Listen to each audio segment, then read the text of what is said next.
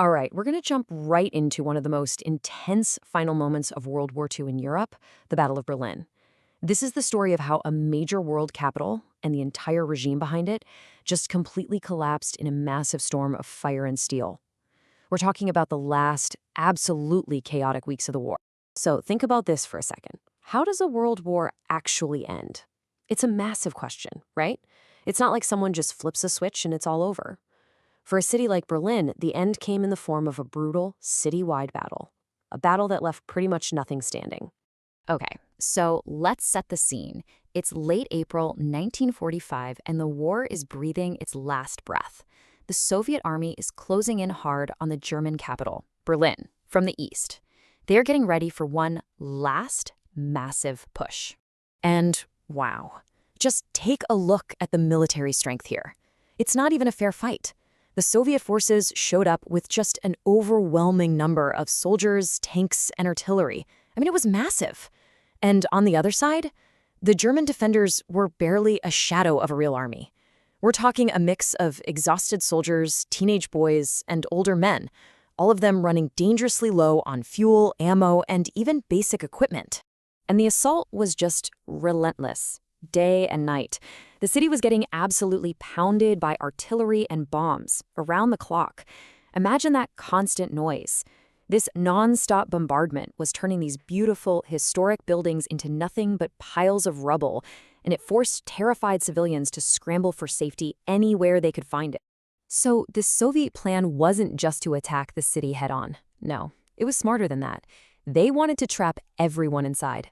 Let's dig into how they pulled that off. Okay, so here's a key military term you gotta know for this story. Encirclement. It's exactly what it sounds like. The Soviet Red Army formed this super tight ring all the way around Berlin, blocking off every single road.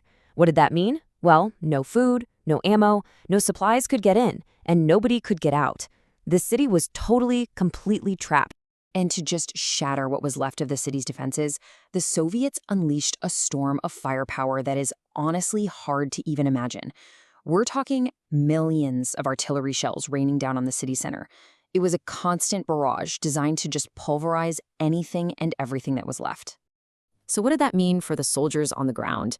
Well, the battle moved from open fields right into the city streets, and it was absolute chaos. This wasn't fighting from a distance anymore. This was brutal, close-quarters combat. Soldiers were fighting for every single house, floor by floor, room by room. The streets were so choked with rubble that tanks could barely move, and you had snipers hiding in every ruined building, turning every single corner into a deadly trap. But you've got to wonder, what about the regular people, the civilians caught in the middle of all this? Well, for hundreds of thousands of them, this battle meant one thing: getting off the streets and heading underground. I want you to just try and picture this. You're spending weeks, not days, but weeks in a cramped, dark, crowded space. You never see the sun. That was the reality for so many Berliners. They were hiding out in basements, in air raid shelters, even in the subway tunnels, just to have a chance of surviving the hellscape above ground. And life down there was a complete nightmare. It was a constant struggle just to survive. And look, the bombs outside were honestly only part of the problem. You had hardly any food. Clean water was almost impossible to find. With thousands of people packed together with basically no sanitation, disease spread like wildfire. And all of this was happening while you're living in constant, gut-wrenching fear of the battle raging just a few feet above your head. Yeah, this quote really gets to the heart of it. It captures that psychological terror, you know? There was just no escape from the noise. Every single explosion was this terrifying reminder that your shelter, your tiny pocket of safety, could be the next one to get hit. All right, now things start to move really fast. As the Soviet troops fought their way into the very center of the city, the whole German government and military command just started to completely fall apart. And it happened with shocking speed. This timeline really shows you how it all went down in the final hours. On one single day, April 30th, two massive things happen. First, Soviet soldiers are fighting a huge battle for the Reichstag building, a really symbolic spot. At the same time, deep in his bunker, Adolf Hitler takes his own life. He knew it was over. Then, that very night, you get this iconic image: Soviet soldiers raising their flag over the Reichstag. That picture basically screamed, "the end."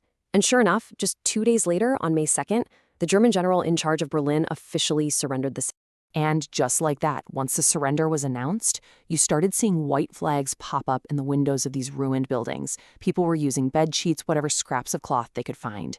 And then the noise that had smothered the city for weeks, the constant gunfire, the explosions, it all just stopped. It faded away into this really heavy, really strange silence. So the fighting was finally over. But for Berlin, the story was far from finished. The battle left behind a city and a population that were just completely and utterly shattered. The human cost is just staggering.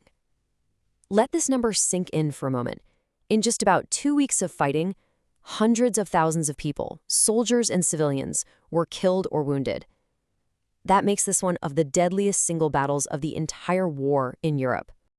And this table just lays it out so clearly. Before, Berlin was this major, vibrant world capital. After, it was a wasteland, a landscape of ruins. Historic landmarks were now just piles of rubble. But even more importantly, think about the basics a city needs to run. Electricity, running water, bridges, all of it was gone, completely destroyed.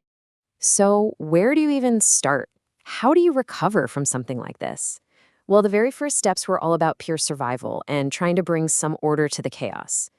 The victorious allies, the Americans, British, French, and Soviets, they split the city into 4 zones to manage it.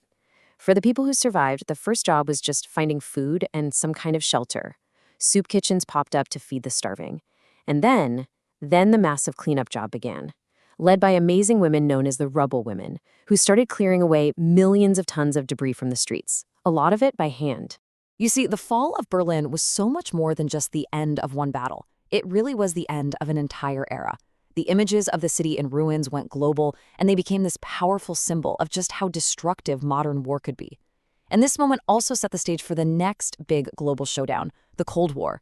The division of this very city would become one of its most famous and dangerous flashpoints. And all of this leaves us with one last big question to think about. When you see a city get so completely wiped off the map like this, it forces you to wonder, after all that devastation, what does it really take to rebuild? Not just the buildings and the streets, but to rebuild the trust, the peace, and the hope for a future that's better than the past.